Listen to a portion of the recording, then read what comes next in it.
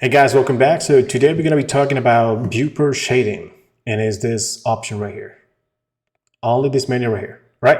So this is very important. So we're going to talk about this a little bit. This right here, options right here, are optional, also part of the Viewport shading. This is how you go from a wireframe view to a solid one, to a material one, and to the render one. That's it. That's all it is. But it's, it's good to know.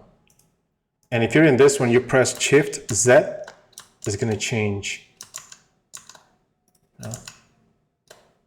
It's going to go to the wire one, to the last one you have activated. If you change the material, it's going to go to the wire one, to the last one. Same thing over here. Shift and Z. Sometimes you just need your files or your objects to look a little bit better and not that flat. Yeah, you see that there's little information about these angles right here. You know that there's an angle right there, but it's, yeah. Unless you activate the wireframe, it looks super flat. So let's do something about that. So if you go to over here and click that, it's going to be Viewport shading over there. You can pick any of these like studio lighting macaps kind of things, and it's going to help a little bit to find a little bit more information, when you're modeling. This is visually, stimulating for you to find where, the crevices or corners or how it looks, to give you more information, more feedback when you're doing this kind of stuff, right? And you have also the macaps right here. And also they have some, some cool ones right here. So let's say that I usually have this one by default, that one. So, all right. Or you can have a flat one, it has a few options here. You can have it like a single and just have a regular color, for your objects. It is very, yeah. I never do that, so I don't know. It's it's a weird thing. So you can have a bunch of options here to select. I usually go for macap, so yeah.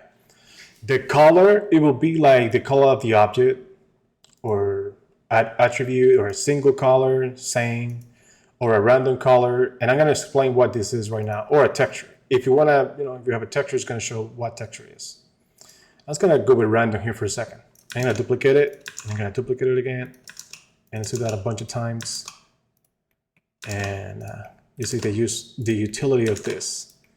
And the good thing is, if you change the name, it's going to change the color. So there you go. And stuff like that. You see? So this actually, if you have a large scene, this is super cool to identify the objects. So yep, you can just random, or this is going to be the background, like the world, the viewport. You can just have a flat color here, whatever. It's up to you.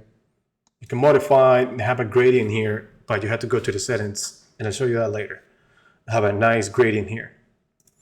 Or you can just have the world. Will be like if you have, how do I explain this? Something in the world settings. We're gonna see that later.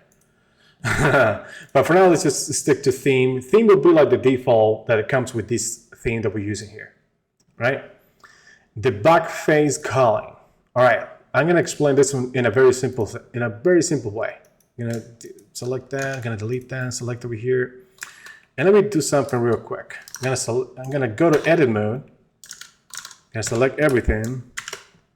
And I'm gonna go with Ctrl Shift and N to invert all the normals. You see that looks weird, right? But sometimes, you're scaling stuff, and sometimes you forget that you did that, and you have a ton crap of models, and you don't know which model has the inverted normals, right? This simple option here is gonna show it to you. If you have this by default, every time you have this on, every time there is a model that has the inverted normals, it's going to show you that, like you see right here. So you just have to go in there and press Shift N, and it's going to correct the normals for you. It's going to recalculate the normals, right? So that one is pretty useful to have on no matter what, right? The X-ray, it is for you, whatever you want to do with this. It says what it does, what it says. So there you go. Like, kind of never use that, but. And the shadow, well, it's saying it right there. You can have, this kind of stuff. It's just gonna have a shadow. Shadows in the scene. That's all. And let's go with cavity. This is my favorite right here. I'm gonna show you why. I delete this. And right away, I'm gonna go with like,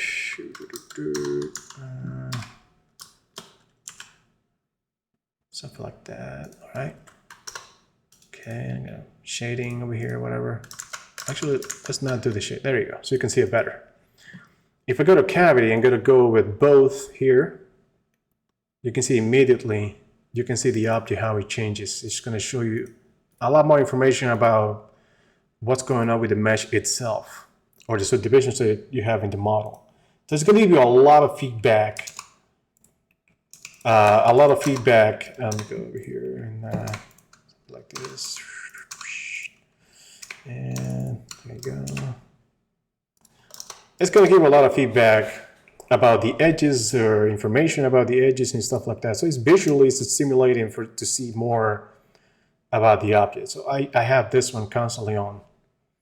And all these other objects here, it's related to this, so you can modify it and have better stuff. This is for you to have an outline. You can see it here in the edge right here. Just take a look at that. And you can have a different color here. Doesn't matter. Look at that. You can change that. It's pretty cool. Yep. So yep, there you go. That's the outline for you. I would recommend for you to just, oh, quick tip. If you click this, it's gonna invert it, the light. See that? Cool, right? And you can install more over here. So, but for now, yep, just, practice a little bit more, modify this as you wish. Usually I will have this settings by default saves with the scene, like the default save startups file. So every time I open a new file, it's going to have those settings. So there you go. All right. Hope you enjoy and hope it was useful, and I'll see you in the next one. All right. Bye-bye.